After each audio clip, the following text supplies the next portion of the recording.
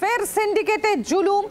এবার অভিযোগ techno city এলাকায় স্কুল তৈরির জন্য 10 লাখ দাবি, টাকা না মেলায় সাব কন্ট্রাক্টরকে বেধড়ক মারধর।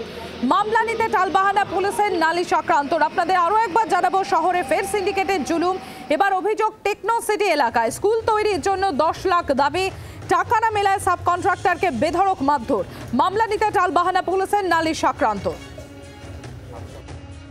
হঠাৎ করে গতকালকে কিছু ছেলেগুলো এসে কাজবাজ বন্ধ করে দেয়, আমাদের লোকজনকে মারধর করে খুব। আমি তখন ছিলাম না স্পটে, আমাদের স্টাফ যখন বললো আমি এসছি, আসার পরে আমাকে মারধর করে। আমি 100 ডায়াল করেছিলাম। 100 ডায়াল করার পরে ওখান থেকে আমাকে পুলিশ এখানে গাড়ি পাঠায়। গাড়ি পাঠানোর পরে সবাই পালিয়ে যায়।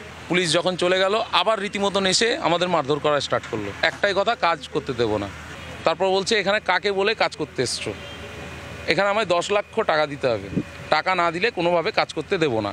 আমাকে রীতিমতন মারতে মারতে ওই বাইরে পর্যন্ত, আমি পাবলিক না দৌড়ে আসলে হয়তো আমাকে মেরেই দিত।